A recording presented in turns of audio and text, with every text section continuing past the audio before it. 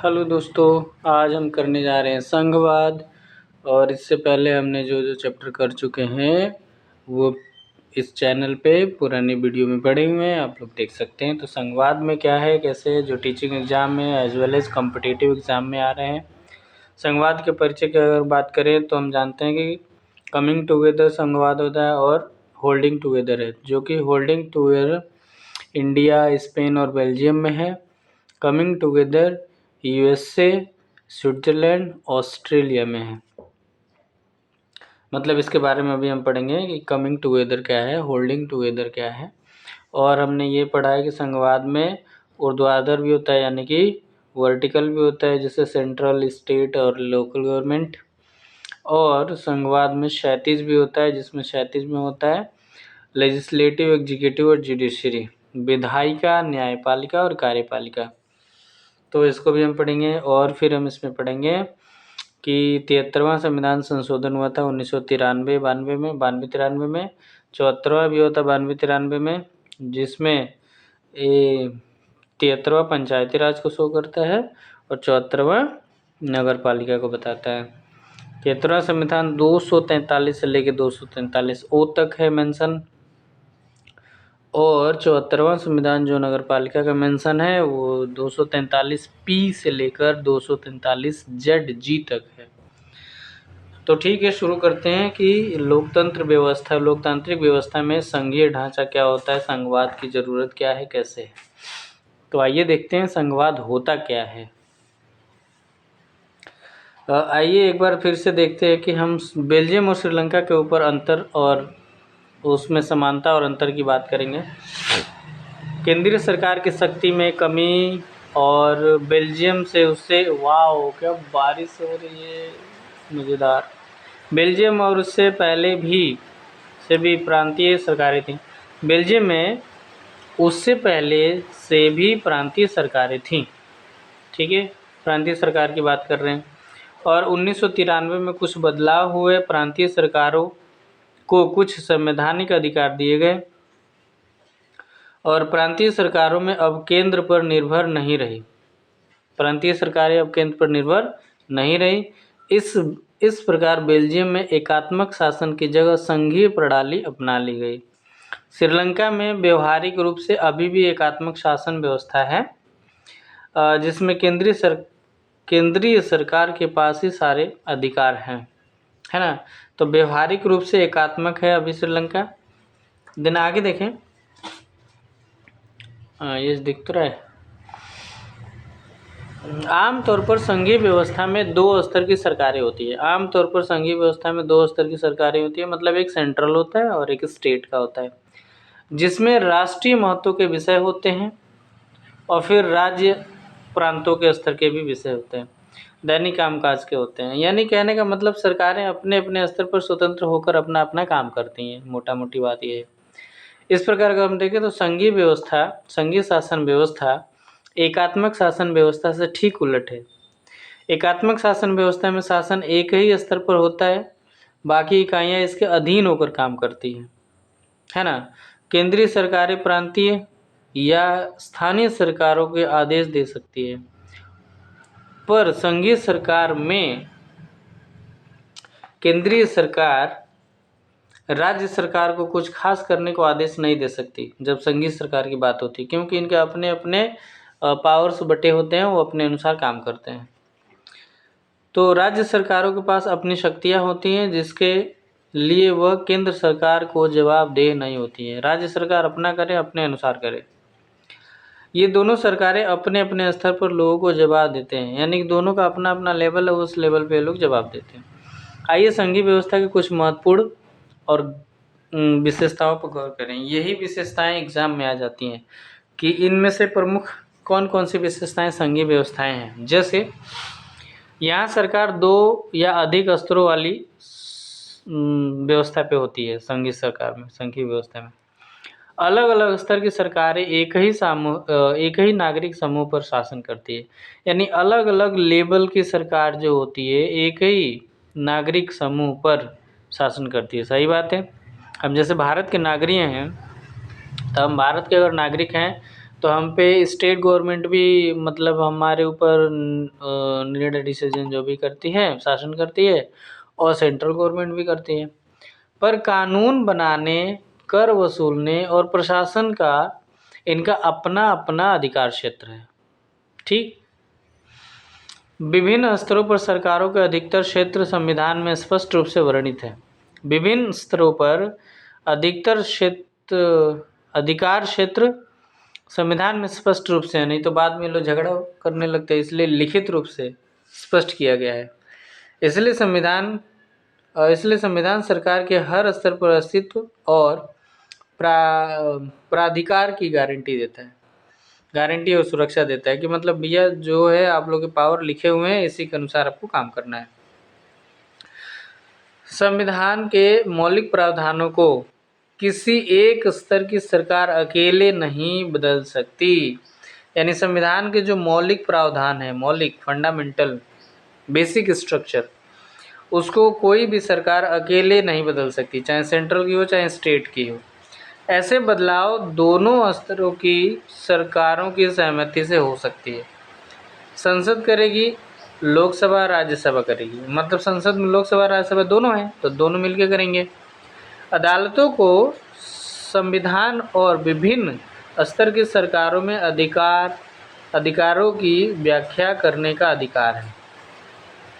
बारिश हो रही है थोड़ा बाहर, थोड़ी आवाज़ आएगी तो इसको एडजस्ट कीजिएगा प्लीज़। अदालतों को संविधान और विभिन्न स्तर की सरकारों के अधिकारों की व्याख्या करने का अधिकार है। विभिन्न स्तर पर सरकारों के बीच अधिकारों के विवाद की स्थिति में सर्वोच्च न्यायालय निर्णय की भूमिका निभाता है। यानी कि अगर विवाद होता है तो सर्वोच्च न्यायालय निर्णय करता है। अगला है कि वित्तीय स्वायत्तता निश्चित करने के लिए विभिन्न स्तर की सरकारों के लिए राजस्व के अलग अलग स्रोत निर्धारित हैं।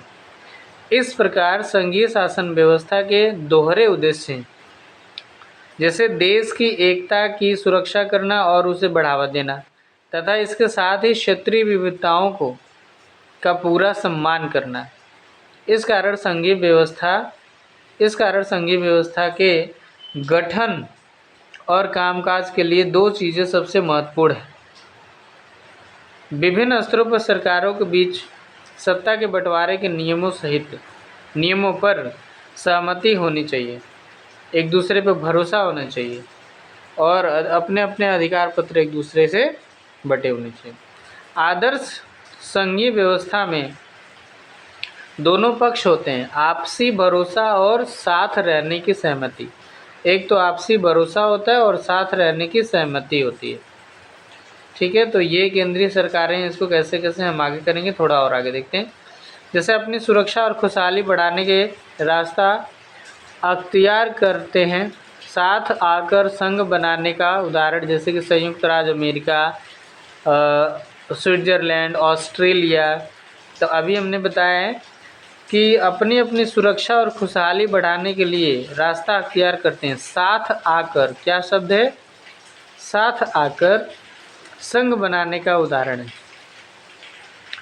तो ये लोग क्या करते हैं, कमिंग टुगेदर में आते हैं। कमिंग टुगेदर, एक साथ आके एक ग्रुप बनाते हैं और उस ग्रुप को मजबूत करते हैं, स्टेट को हाई करने के लिए। यूएसए, स्विट्ज़रलैंड है, ऑस्ट्रेलिया है। You for USA, S for Switzerland, A for Australia, इसी में कन्वर्ट हो जाएगा। तो आप समझ रहे हैं ना। देन आगे क्या हुआ, इस तरह अगर हम संघीय व्यवस्था वाले मुल्कों में आम तौर पर प्रांतों को समान अधिकार होता है, और वे केंद्र के बरक्स ज़्यादा ताकतवर होती हैं, यानी केंद्र के सापेक्ष में ज़्यादा ताकतवर होती हैं प्रांतीय सरकारें। किसमें, साथ आकर जो कमिंग टुगेदर बनता है, जैसे यूएसए में, ऑस्ट्रेलिया में और स्विट्ज़रलैंड में जो कमिंग टुगेदर है उसमें प्रांतीय सरकारें पावरफुल है। संघीय शासन व्यवस्था के गठन का दूसरा तरीका है बड़े देश और अपनी आंतरिक विविधताओं को ध्यान में रखते हुए राज्यों का गठन करना और फिर राज्य और राष्ट्रीय सरकार के बीच सत्ता का बंटवारा कर देना। जैसे भारत, बेल्जियम, स्पेन इसके उदाहरण हैं। इसमें क्या है कि दूसरी श्रेणी वाले व्यवस्था में राज्यों के बरक्स केंद्र सरकार ज़्यादा ताकतवर होती है। अक्सर इस व्यवस्था में विभिन्न राज्यों को समान अधिकार दिए जाते हैं। विशेष स्थिति में किसी प्रांत को विशेष अधिकार भी दिए जा सकते हैं। जैसे आर्टिकल 171 में नागालैंड को दिया गया है। 171 A B C D ऐसे करके बहुत सारे स्टेट हैं कि नहीं। और जब आर्टिकल 370 और 370 और 371 में जब हम आर्टिकल पढ़ेंगे तो उसमें और भी सारी चीज़ें मेंशन है, जिसमें वो जम्मू कश्मीर का मामला है उसके आगे का, कि मतलब राज्यों को क्या क्या मिला है, क्या क्या दिया गया है। आइए अब देखते हैं भारत में ये जो इस पूरे पैसेज से निकला हुआ है वो क्या है। Paragraph, union of states. हमारा जो भारत है, भारत एक संघीय व्यवस्था है जिसको हम बोलते हैं यूनियन ऑफ स्टेट्स। भाग 11 में 245 आर्टिकल में संघ और राज्य की विधायी शक्तियों का वितरण है। संघ और राज्य की विधायी शक्तियों का वितरण है। 246 आर्टिकल में दिखा है संघ, राज्य और समवर्ती सूची। अवशिष्ट सूची की बात करें तो 248, 252 जो कि अवशिष्ट सूची का मतलब जो केंद्र के अधीन है। और 249 की बात करें तो संघ राज्य के लिए कानून बना सकता है 2/3 बहुमत राज्य विधानमंडल अगर पास कर दे तो।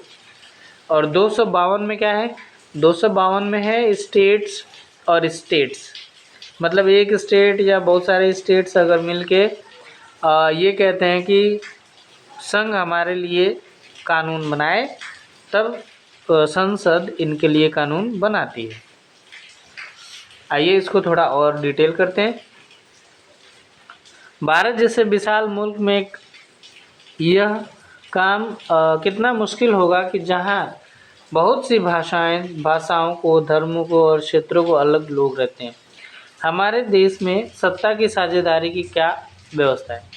आइए संविधान की शुरुआत करें और संविधान से शुरुआत करें और बहुत से दुखद और रक्त रंजित विभाजन के बाद भारत आज़ाद हुआ। एक बहुत ही दुखद और रक्त रंजित विभाजन के बाद भारत आज़ाद हुआ। आप जानते हैं नेहरू जी का भी स्टेटमेंट है 1947 की, और भी सारे हम लोग बुक में पढ़ते हैं कैसे बंटवारा हुआ, कितनी परेशानियां झेलनी पड़ी।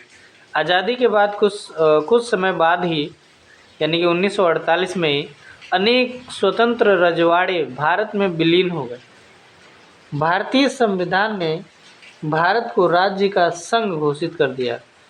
भारतीय संविधान ने भारत को राज्यों का संघ घोषित किया, यूनियन ऑफ स्टेट्स, जो कि आर्टिकल 1 में मेंशन है।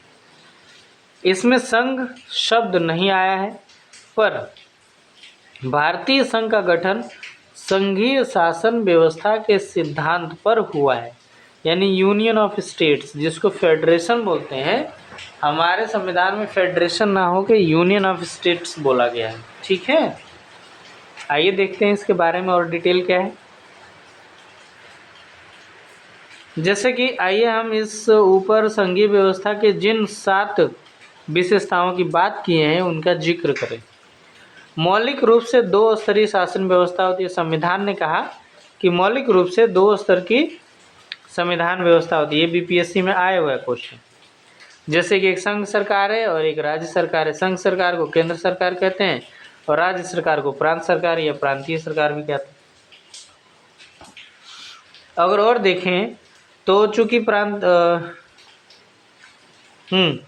पूरे भारतीय संघ का प्रतिनिधित्व करना था, बाद में पंचायती और नगरपालिकाओं के रूप में संघीय शासन का एक तीसरा स्तर भी जोड़ा गया, जो कि 73वां संविधान संशोधन और 74वां संविधान संशोधन में हुआ था बात। और केंद्र और राज्य सरकारों के बीच विधायी शक्तियों को 3 हिस्से में बांट दिया गया, आप जानते ही हैं, जो कि ये तीनों सूचियां जो हैं इस प्रकार हैं। जैसे कि विधायी खंड क्या है, 7वीं अनुसूची में है, और संघ सूची है। संघ सूची में प्रतिरक्षा है, विदेशी मामले हैं, बैंकिंग है, समाचार है, संचार व्यवस्था है, मुद्रा जैसे राष्ट्रीय महत्व के टॉपिक्स आते हैं।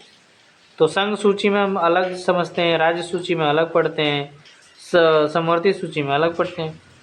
एक तरह की नीतियों की जरूरत थी, इसी कारण में नियम विषयों को संघ सूची में डाल दिया जाता है। संघ सूची में वर्णित विषयों के बारे में कानून बनाने का अधिकार सिर्फ केंद्र को होता है। ऐसे ही राज्य सूची में जो विषय डाले गए हैं वो राज्य को उसके अधिकार होता है। जैसे कि राज्य सूची में पुलिस, व्यापार, वाणिज्य, कृषि और सिंचाई जैसे प्रांतीय और स्थानीय महत्व के विषय डाले गए हैं। इस पे सिर्फ कानून कौन बनाएगा? राज्य सरकार की कानून बनाएगी। समवर्ती सूची में दोनों मिलकर कानून बनाते हैं, जो कि 52 है इस समय। राज्य सूची में 56 विषय है और अगर देखें तो लगभग 100 विषय के आसपास केंद्र सूची में लगभग। तो समवर्ती सूची में शिक्षा है, वन है, मजदूर है, संघ है, मजदूर संघ है, विवाह है, गोद लेना, विवाह विच्छेद है ना, उत्तराधिकार जैसे वे विषय आते हैं जो केंद्र के साथ राज्य सरकारों को भी साझी दिलचस्पी में आते हैं। यानी कि 42वां संशोधन 1976 में जब हुआ था, राज्य से समवर्ती सूची में कुछ राज्य से टॉपिक लेके समवर्ती सूची में ट्रांसफर कर दिया गया। कौन से हैं टॉपिक, मतलब कौन से मुद्दे हैं? शिक्षा का, वन का, मापतौल का, वन्य जीव का और पक्षी का संरक्षण। ये पांचों उठा के डाल दिए समवर्ती सूची में, ताकि इस पे केंद्र और राज्य दोनों मिलकर कानून बना सकें। तो जनसंख्या नियंत्रण की बात करें, न्याय का प्रावधान बात करें, ये सब भी 42वां संविधान संशोधन में इधर उधर किया गया था। ठीक है, आइए अब थोड़ा और आगे देखते हैं। आप जानते हैं कि कनाडा से 248वां अवशिष्ट सूची की बात की गई। अवशिष्ट सूची मतलब वो सब विषय डाल दिए गए केंद्र के पास, क्योंकि जैसे मान लीजिए कंप्यूटर है, सॉफ्टवेयर है, साइबर है, क्राइम है, ये सब पहले क्या हुआ, जब हमारा संविधान बना तब तक ये सब सब्जेक्ट नहीं थे। तो जो नया सब्जेक्ट आएगा, जो नया चीज़ें जुड़ेगी, जो नए मुद्दे आएंगे, उस पर कानून बनाने का, उसके सूची में डालने का केंद्र सरकार के पास रहेगा।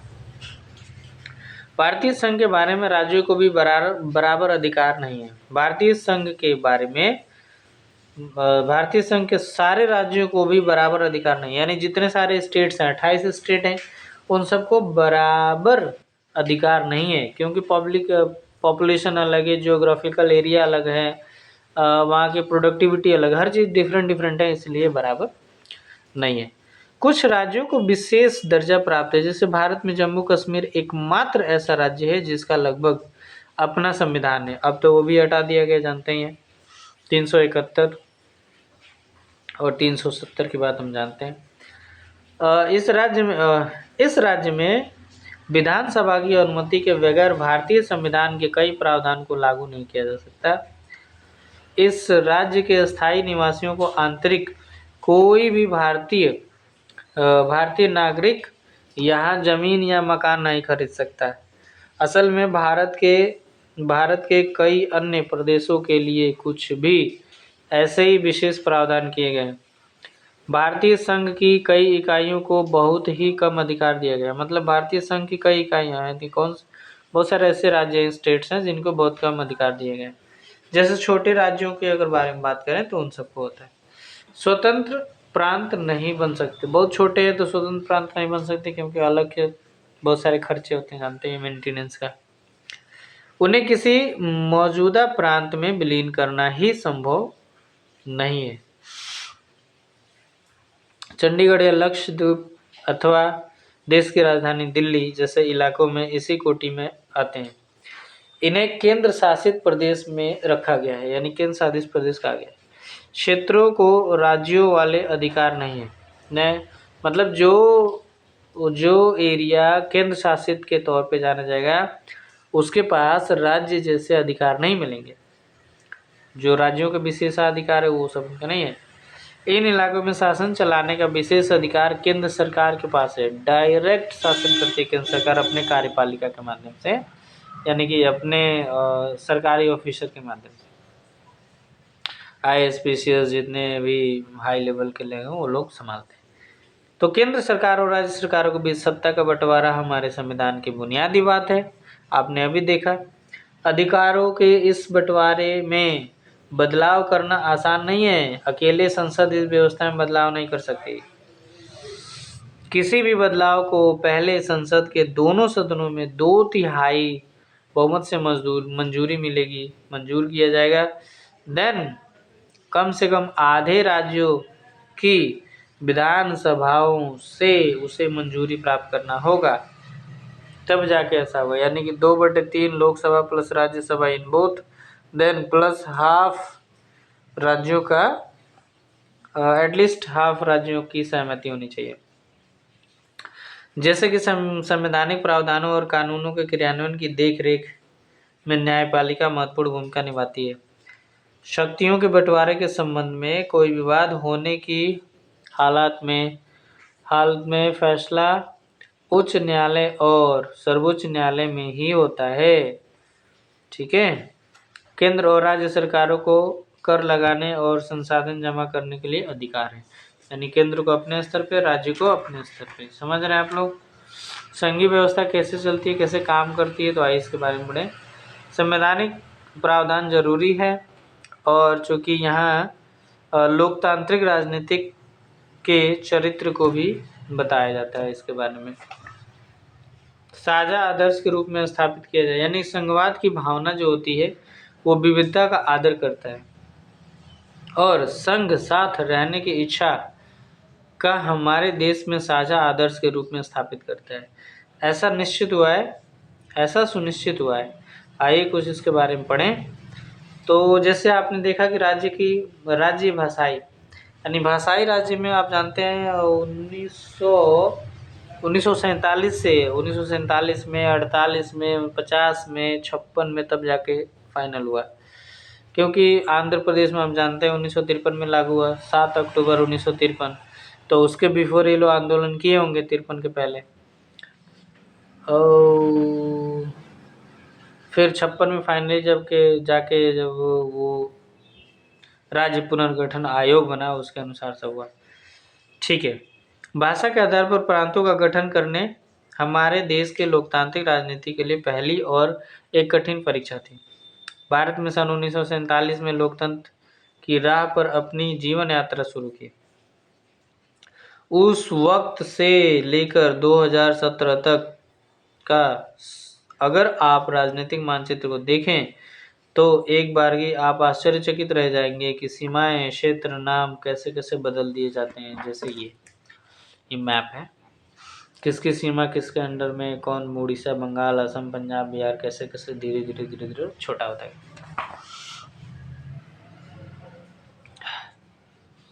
तो इसमें है क्या कि नए राज्य बनाने के लिए 1950 के दशक में भारत के कई पुराने राज्यों की सीमाएं बदली। यह ऐसा सुनिश्चित करने के लिए कहा गया कि एक भाषा बोलने वाले लोग एक राज्य में आ जाएं। इसके बाद कुछ अन्य राज्यों का गठन भाषा के आधार पर नहीं, बल्कि संस्कृति, भूगोल अथवा जातियों, एथनिसिटी, बहुत इंपॉर्टेंट वर्ड है एथनिसिटी, के विभिन्न स्तरों पर रेखांकित किया गया। जैसे कि नागालैंड, उत्तराखंड, झारखंड, ये सब एथनिसिटी, यानी कि उसमें संस्कृति होती है, भौगोलिक दृष्टि से देखा जाता है, जातीयता, लोकेलिटी, ये सब देखने के बाद एक वर्ड मिलता है एथनिसिटी, है ना। सबका डिफरेंट है भाई। अब कोई पहाड़ी इलाका में, कोई मैदानी इलाका में, कोई तटीय इलाका में, तो सब सेम नहीं हो सकता ना। इन्वायरमेंट सेम नहीं है, वहाँ की प्रोडक्शन सेम नहीं है, वहाँ के संसाधन सेम नहीं है, एवरीथिंग चेंज है। तो जब भाषा के आधार पर राज्यों के गठन की बात उठी तो कई राष्ट्रीय नेताओं को डर था कि इससे देश टूट जाएगा। केंद्र सरकार ने इसी के चलते राज्यों का पुनर्गठन कुछ समय के लिए टाल दिया था। और हमारा अनुभव बताता है कि भाषावार राज्य बनाने से ज़्यादा एकीकृत और मजबूत हुआ है, जो कि गुड डिसीजन था। यानी गवर्नमेंट डिसीजन का गुड था, इसलिए क्योंकि भाषावार राज्य बनाने में ज़्यादा एकीकृत और मजबूत। चूँकि भाषावार में सिर्फ भाषा ही नहीं देखा गया, उसमें देखा गया कि उनकी संस्कृति कैसी है, उनका बोलचाल, उनका भौगोलिक दृष्टि क्या है, उनकी जातीयता क्या है, उनकी लोकेलिटी क्या है, ये सब देखने के बाद डिसीजन लिया गवर्नमेंट ने। तो नागालैंड, उत्तराखंड, झारखंड इत्यादि ऐसे ही देखा गया। जब भाषा के आधार पर राज्यों का गठन की बात उठी तो कई राष्ट्रीय नेताओं को ऐसा डर था कि मतलब हमारा देश टूट जाएगा। इसके चलते सरकार ने इसी के चलते राज्यों का पुनर्गठन आयोग बनाया। कुछ समय के लिए टाल दिया गया और बाद में भाषावार बनाया गया। इससे सुविधाजनक भी हुई। और देन क्या हुआ, जैसे भाषा की नीति आप जानते हैं, कुछ इधर हमने लिखा है वो देखिए। 1990 से पहले 356 का प्रयोग हुआ था। ओके, इसके बाद क्षेत्रीय दलों का उदय हुआ। केंद्र में गठबंधन सरकार का दौर चला। यानी 19 से पहले 356 का प्रयोग हुआ। इसका मतलब ये हुआ कि 356 में क्या है, राष्ट्रपति शासन है।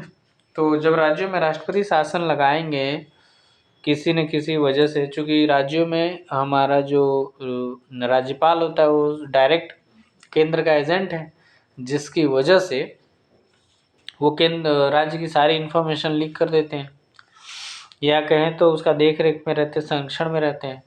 और फिर वो केंद्र सरकार क्या करती है, उस पर राष्ट्रपति शासन लगा भी सकती है, नहीं भी लगा सकती, सिचुएशन पर डिपेंड करता है।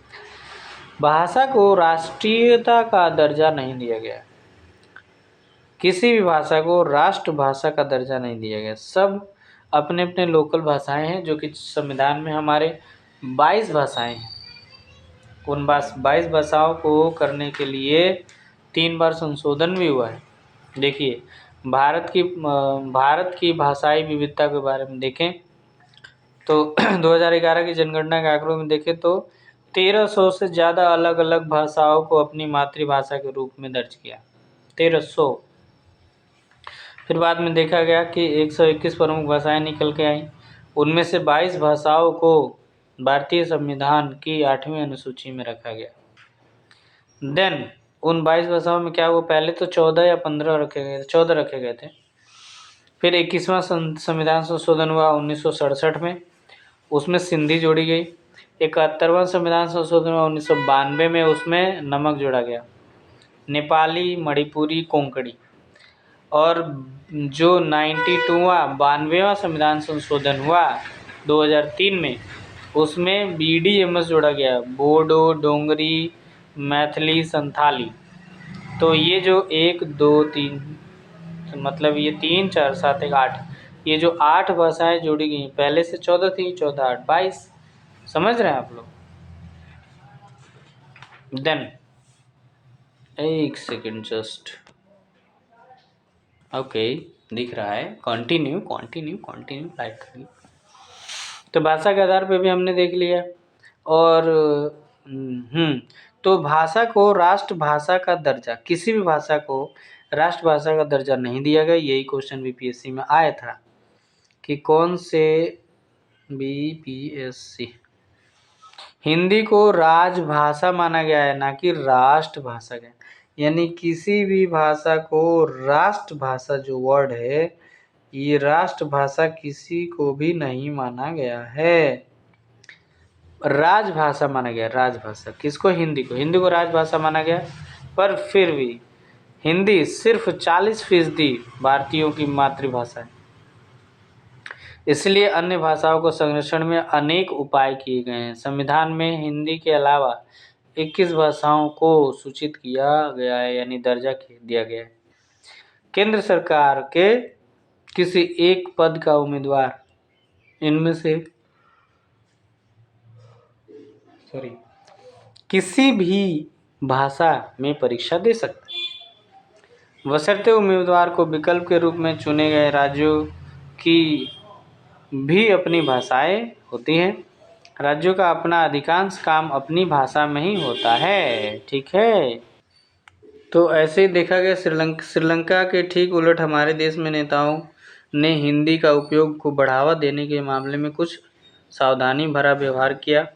संविधान के अनुसार सरकारी कामकाज की भाषा के तौर पर अंग्रेजी का प्रयोग 1965 में बंद हो जाना चाहिए था, पर लेकिन हुआ क्या, अनेक गैर हिंदी भाषी प्रदेशों ने मांग की कि अंग्रेजी का प्रयोग जारी रखा जाए। तमिलनाडु में तो इस मांग को लेकर उग्र रूप भी धारण कर लिया। केंद्र सरकार ने हिंदी के साथ साथ अंग्रेजी को राजकीय कामों में प्रयोग की अनुमति देकर विवाद को सुलझाया, जबकि श्रीलंका ने यही नहीं किया। पहले चैप्टर में हमने पढ़ा था कि श्रीलंका ने अपना सिंगली भाषा को राष्ट्रभाषा घोषित कर दिया, जिसकी वजह से तमिलनाडु तमिल के जो 13% लोग 18% लोग थे उनको बहुत ही समस्या होने लगी। फिर वहाँ पे 1980 से लेके 2009 तक गृह युद्ध जैसी स्थिति रही, भीषण, काफ़ी भेदभाव रहा। यहाँ पे लिखा है 1965 में हिंदी को बंद हो जाना था, तो फिर क्या हुआ, मतलब इंग्लिश को बंद हो जाना था, फिर भी इसको कंटिन्यू कर दिया गया, तो राजकीय कार्यों के लिए कंटिन्यू कर दिया गया। तो ऐसे क्या हुआ कि मतभेद मिट गए। ठीक है, तो केंद्र सरकार ने हिंदी के साथ साथ अंग्रेजी को भी राजकीय कामों में प्रयोग की अनुमति दे दी, जिससे हमारा विवाद सुलझ गया, खत्म।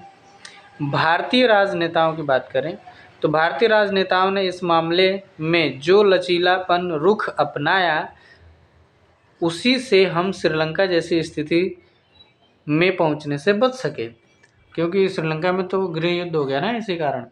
और केंद्र राज्य संबंध की अगर बात करें तो आप जानते ही हैं भाग 11 और 12 में है। भाग 11 में है विधायी प्रशासन और केंद्र राज्य संबंध में, और भाग 12 में है व्यापारिक संबंध।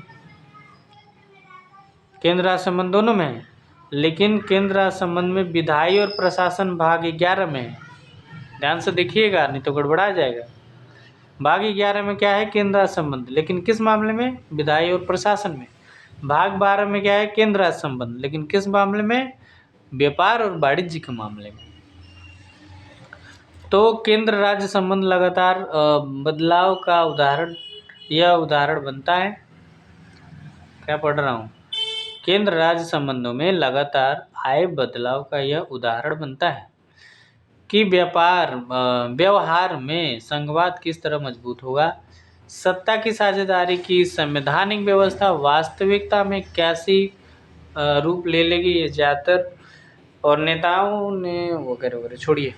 एक ही पार्टी का केंद्र पर अधिकांश राज्यों में शासन रहा, शुरू में ऐसा हुआ। फिर केंद्र राज्य सरकार अक्सर प्रावधानों के दुरुपयोग के, ये पढ़ लीजिए, विपक्षी दलों के राज्य सरकारों को भंग कर देती थी। यह संघवाद की भावना के प्रतिकूल काम था। आप जानते हैं कांग्रेस ने जब शुरू में केरल के राज्य को भंग कर दिया था, राष्ट्रपति शासन लगा दिया था, तो ठीक इसका उल्टा हो गया ना, क्योंकि उन दिनों केंद्र सरकार अक्सर संवैधानिक प्रावधानों का दुरुपयोग करके विपक्षी दलों की राज्य सरकारों को भंग कर देती थी और संघवाद की भावना इसके प्रतिकूल था। 90 के बाद यह स्थिति काफ़ी बदल गई। इस अवधि में अनेक राज्यों में क्षेत्रीय दलों का उदय हो गया, गठबंधन की सरकारें आने लगी। जानते हैं गठबंधन की सरकार कैसे कैसे चलती है। लोकसभा में स्पष्ट बहुमत नहीं होता है, इसलिए गठबंधन करना पड़ता था, और इस फैसले के कारण सरकार के मनमाने ढंग से सरकार केंद्र सरकार के लिए मुश्किल हो गया। मतलब ये कह रहे हैं कि जब लोकसभा में बहुमत नहीं मिला, इसलिए प्रमुख पार्टियों ने क्षेत्रीय दलों को समेत अनेक पार्टियों को गठबंधन सरकार बनाए। देन इससे सत्ता में साझेदारी और राज्य सरकारों की स्वायत्तता का आदर करने की नई संस्कृति पनपी कि भाई दो तीन दल मिलके पार्टी बनाते हैं और शासन करते हैं, 5 साल चलाते हैं। इस प्रवृत्ति को सुप्रीम कोर्ट ने एक बड़े फैसले में भी बल दिया। इस मामले के कारण राज्य सरकार को मनमाने ढंग से भंग करना केंद्र सरकार के लिए मुश्किल हो जाता है ना। आज यह संघीय व्यवस्था के तहत सत्ता की साझेदारी संविधान लागू होने के तत्काल बाद वाले दौर की तुलना में ज़्यादा प्रभावी है। देखिए ये फोटो संघीय सरकार की, यहाँ एक नेता इधर है, एक नेता इधर है, एक नेता इधर, सब अपने अपने एक ही कुर्सी पे हैं सब, लेकिन सब अपने अपने डिमांड में, और सबके पीछे बम लगा हुआ है। यहाँ पे जलता हुआ आग दिखा रहा है। ये क्या नाम है, अटल बिहारी वाजपेयी जी का फोटो है ना। और यहाँ पे क्या है, ये गठबंधन की सरकार शो कर रहा है, और यहाँ पे राज्य और शक्तियों की मांग कर रहे हैं सरकार के। इंदिरा गांधी जब पावरफुल हो गई थी, उसमें सारे ऐसे दिखा रहा है कि सारे राज्य कटोरा लेके शक्तियों का मांगने, राज्यों की शक्तियाँ कटोरे में मांग के ले जा रहे हैं, वो भी डरते डरते बेचारे आ रहे हैं। तो ये दोनों में डिफरेंस है। यहाँ पे आप कह सकते हैं एक तरह से कि दादागिरी चल रही है, और यहाँ पे कह सकते हैं कि इक्वालिटी हो रही है, सब एक दूसरे के सशंकित नज़र से देख रहे हैं। ओके, ख़त्म हो गया था, बस थोड़ा सा और है, 5 मिनट। भारत में विकेंद्रीकरण की बात करें तो आप जानते हैं कि 2 स्तर पे सरकार नॉर्मली होती है, लेकिन भारत में 3 स्तरीय के हैं। जैसे भारत के प्रांत यूरोप के स्वतंत्र देशों से भी बड़े हैं। भारत के जो छोटे छोटे प्रांत हैं, स्टेट्स हैं, वो यूरोप के देश से भी बड़े हैं। जनसंख्या के हिसाब से उत्तर प्रदेश रूस से बड़ा है, यानी रूस की जितनी जनसंख्या उससे ज़्यादा जनसंख्या तो हमारे उत्तर प्रदेश में है। महाराष्ट्र लगभग जर्मनी के बराबर है, जर्मनी की पूरी संख्या महाराष्ट्र की संख्या के बराबर है। भारत में अनेक राज्य खुद भी अंदरूनी तौर पर विविधताओं से भरे हुए हैं। इस प्रकार इन राज्यों में भी सत्ता को बांटने की ज़रूरत है। तो हुआ क्या, फिर भारत में संघीय सत्ता की साझेदारी में 3 स्तर बनाए गए। ज़रूरत 3 स्तरों पर करने की ज़रूरत पड़ी, जिससे तीसरा स्तर स्थानीय सरकारों के तौर पे बनी। और 3 स्तरों की सरकारें अगर देखी जाए तो उसमें आप जानते ही हैं कि जिसको स्थानीय सरकार में नगरपालिका भी है, पंचायत भी है। जब केंद्र और राज्य सरकार की शक्तियां लेकर स्थानीय सरकार को दे दी जाती हैं, उसे सत्ता का विकेंद्रीकरण कहते हैं। समझ में आया कॉन्सेप्ट? यह है कि स्थानीय सरकारों की स्थापना स्वशासन के लोकतांत्रिक सिद्धांत को वास्तविक बनाने का सबसे अच्छा तरीका है। इसके कुछ पॉइंट्स हैं, जैसे आप ये सत्ता के विकेंद्रीकरण में हमने देखा है कि नगरपालिका आएगी, ग्राम पंचायत आएगा, राज्य सरकारों को सीधे नियंत्रण में रखा जाता है। स्थानीय सरकारों को के लिए नियमित ढंग से चुनाव भी नहीं कराए जाते थे पहले, अब तो चूँकि लागू हो गया है। जब से ये 74वां संशोधन लागू हुआ है 1992-93 में, तब से जाके विकेंद्रीकरण को ठीक ठाक रोशनी मिली है, पावर मिला है, लेकिन अभी भी कुछ उस पर काम करने की ज़रूरत है। जैसे ग्राम सभाएँ की बैठकें मतलब हर 5-6 महीने पे होनी चाहिए, साल में 2 बार 3 बार होनी चाहिए, वो होती नहीं। जैसे कुछ इसके इम्पोर्टेंट थिंग्स है वो पढ़ लेते हैं। वास्तविक विकेंद्रीकरण की दिशा 1992 में उठाया गया। उस एक बड़ा कदम 1992 में उठाया गया, जो कि संवैधानिक संशोधन करके लोकतांत्रिक व्यवस्था को इस तीसरे स्तर को शक्तिशाली और प्रभावी बनाया गया। जैसे कुछ पॉइंट्स हैं इसके। अब स्थानीय स्वशासन या स्थानीय स्वशासी निकायों चुनाव नियमित रूप से कराना संवैधानिक बाध्यता हो गई है कि हर 5 साल में कराएंगे। और उसमें निर्वाचित स्वशासी निकायों के सदस्य एवं पदाधिकारियों के पदों की अनुसूचित जातियों, अनुसूचित जनजातियों और पिछड़ी जातियों के लिए आरक्षित सीट भी होगी। SC ST OBC के लिए 1/3। आप जानते हैं कि इसमें कम से कम 1/3 महिलाओं के लिए आरक्षित। हाँ, SC ST OBC के लिए 1/3 नहीं है, लेकिन महिलाओं के लिए 1/3 सीट निर्धारित है। उसमें कोई SC ST OBC की बात नहीं कही गई, सिर्फ महिला की बात की गई है। हर राज्य में पंचायत और नगरपालिका चुनाव कराने के लिए राज्य चुनाव आयोग स्वतंत्र संस्था स्थापित किया गया है। और राज्य सरकारों को अपने स्वराज और अधिकारों का कुछ हिस्सा राजस्व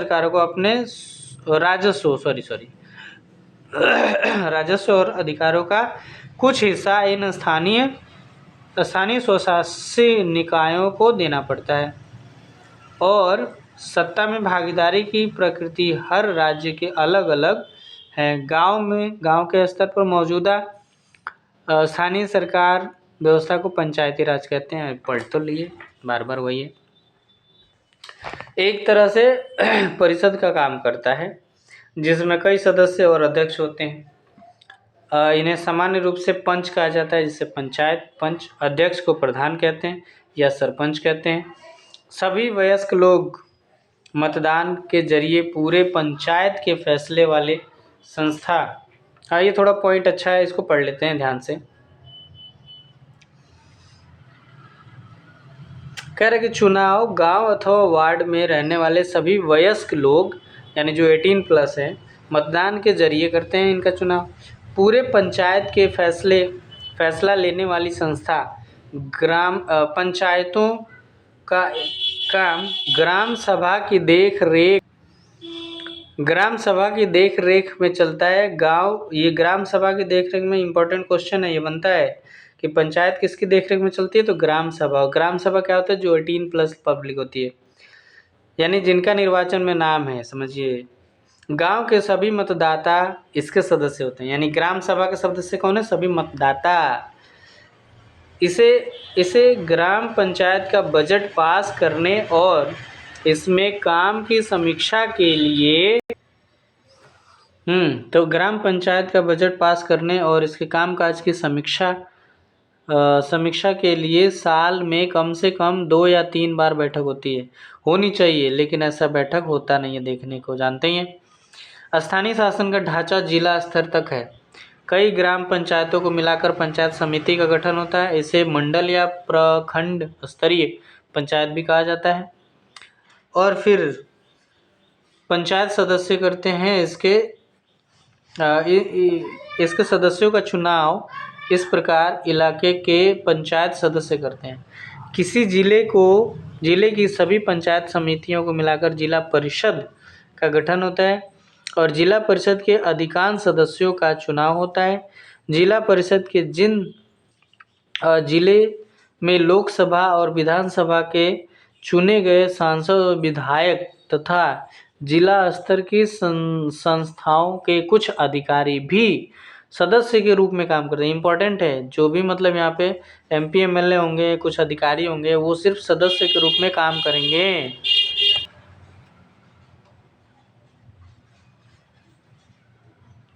तो लोकसभा, विधानसभा और सांसद, विधायक तथा जिला स्तर की संस्थाओं के कुछ अधिकारी भी सदस्य के रूप में काम करेंगे। जिला परिषद का प्रमुख परिषद का राजनीतिक प्रधान होता है। इस प्रकार स्थानीय शासन वाली संस्थाएं शहरों में भी काम करती हैं। शहर में नगर पालिका, बड़े शहरों में नगर निगम का गठन होता है, यानी शहरों में नगर पालिका, बड़े शहर में नगर निगम, जैसे दिल्ली, मुंबई, कलकत्ता, मद्रास, ये बड़े सिटीज़ हैं।